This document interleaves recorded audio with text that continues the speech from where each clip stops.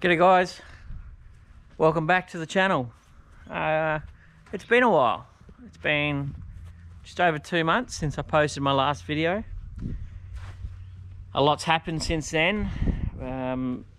Victoria, we went back into lockdown, masks were mandatory, and then a few weeks ago I was made redundant from work. So it's been an interesting couple of months, and I do apologise that it's been so long, but to be honest, I just haven't had the motivation to do anything, and partly just being lazy as well.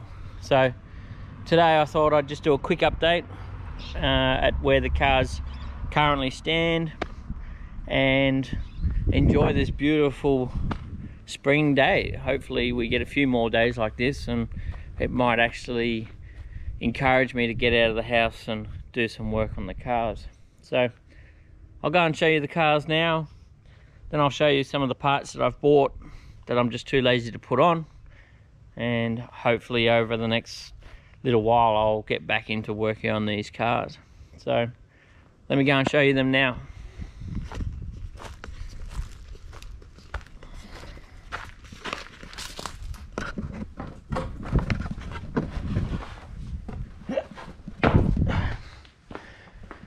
Righto, so the Subi sits.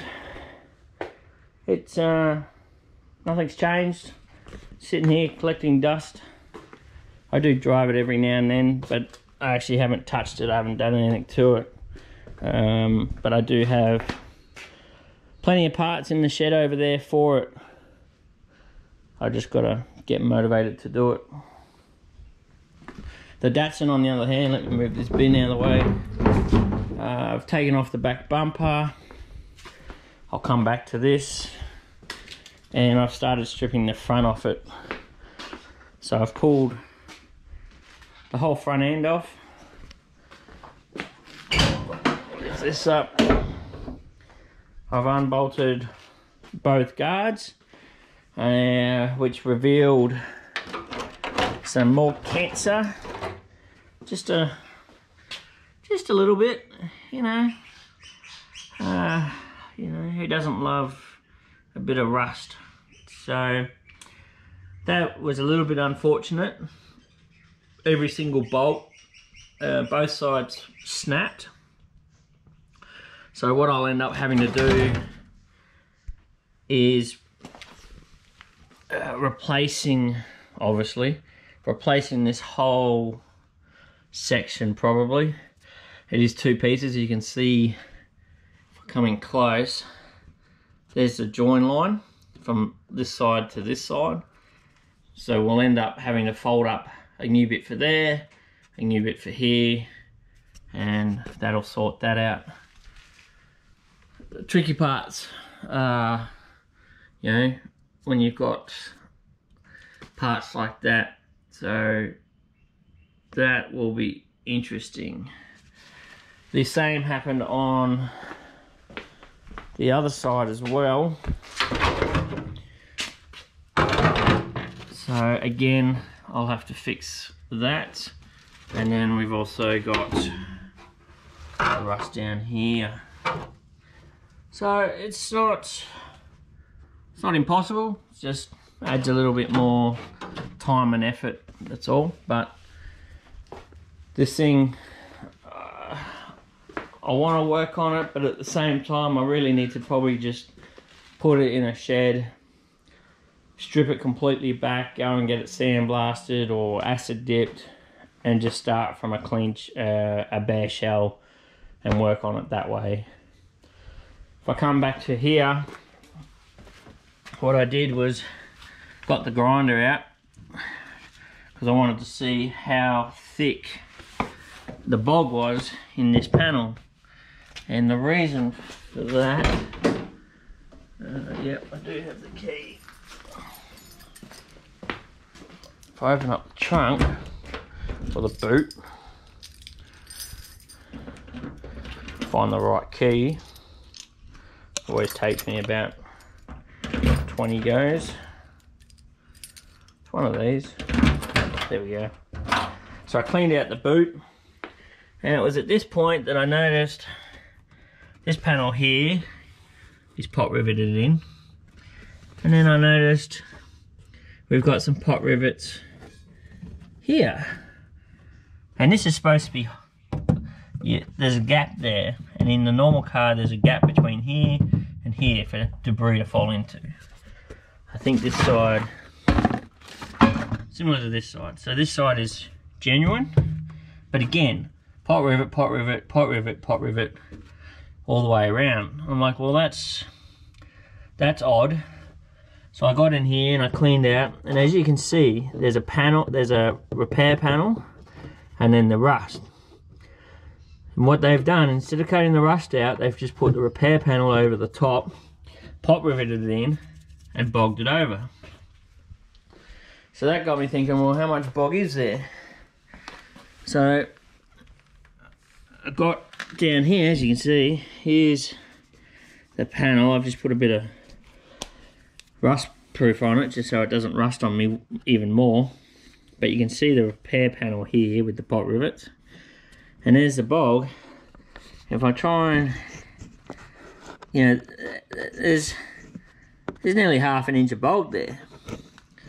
And if I come up here, you can see it here too. So it's, this whole panel is just bog.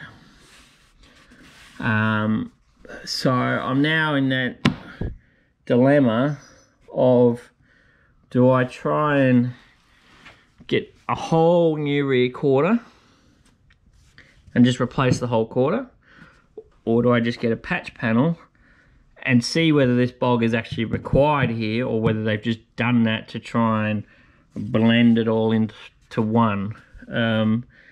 It's very hard to tell. Obviously this door sitting in, it's obviously been hit. Here's all rust, so I need to fix all that. And if I come around the other side, I haven't done it, but it's just all bog. So that's where I'm at with this thing. Again, you know, bog. I can get all new panels for it. It's just expensive. So yeah, leave down in the comments what you think I should do.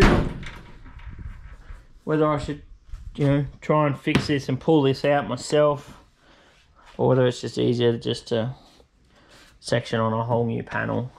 I think that's probably the direction I'll go. But, you know, you're looking at $600 a panel. So anyway, I'll go, nothing to talk about with that. It's got, I haven't done anything to it. So, but I'll go and show you now the parts that I've got for it. And one day when I get off my ass, I'll actually put them in it. Okay, so some things I've got for it. We've got, if I can get out of the light. I managed to find some MCA Reds coilovers for them. Got these second hand from Adelaide. Very nice bit of kit. Funny story, one, I think it's this one actually, the one I'm holding, got lost in transit. So the young guy who sent them to me packed them up very nicely, but somehow this one here decided to go walkabout, and it went on its own little journey. It came out of the box, went on a tour of Melbourne, and ended up at some suspension shop. Luckily we were able to find it, and it made its way back to me. But that would have been really upsetting if I had lost that one, because I would have had 3, and then I would have had to bought a brand new one, and a brand new one is half the price of what all 4 cost me. So I did not want to do that. And we've got in here a few little parts. I can't remember whether I've shown you guys these or not, but we've got Deechworks fuel pump. We've got new not injectors, new coil packs, spark plugs. We got new silicone intake this goes underneath the air manifold down to the turbo. It doesn't have the flex like the standard ones do, so under high boost it won't collapse on itself. Get that out there. We've got front strut bar. In this box here we've got a connector to go from Mishimoto to go from here, connects onto there, onto the Process West cold air intake, which is on the car. We've got Kart Boy torch shifter with bushes. Hopefully that'll firm things up in the gear stick department. Then we've got, I'll roll this box over, we've got new bushes for the whole car. Thanks to the guys at White Line and Car Mods Australia, they sent these through. I did pay for it, it wasn't like I was sponsored. That would be nice though. We've got bushes, we've got roll bar end links, or sway bar end links, front and rear, billet aluminium, very nice bit of kit. So that's to go in there as well. Then we've got down here more bushes. So we've got bushes to do the whole car, front, rear, so that'll firm things up. That one, which one's this? So that's the anti-caster kit. If I pull that open, they call this the anti-lift kit. So again, very nice bit of kit from White Line, nicely packaged. And what that does is it gives us a bit of extra camber, which gives you high speed stability. Then we've got brakes, we've got new discs all around, we've got stainless steel brake lines, a new filter, air filter, with new Project Mu pads. The discs and pads, I've bought them for track use. I'm trying to decide if I put them on now and run them on the street, or whether I just put them on and off when I go to the track, because they are an aggressive pad, and driving them on the street, you're just wearing out the pads for the sake of it. They're not like your normal pad where they last a long time. They will wear out relatively quick. So what I'll probably do is I'll put the stainless brake lines on it with new fluid, and then when I decide to go to the track or do a club event, I'll then put on those discs and pads.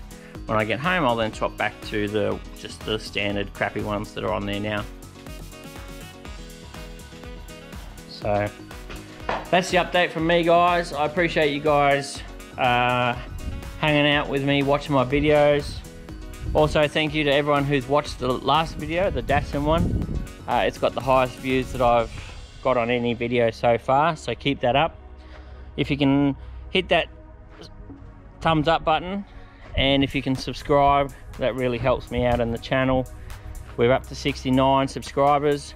If I can crack 100 this year, then I think I'm doing all right. So appreciate that. Hit that thumbs up, and hopefully I won't be 2 months between this video and the next video, and I'll see you guys again soon. See you later.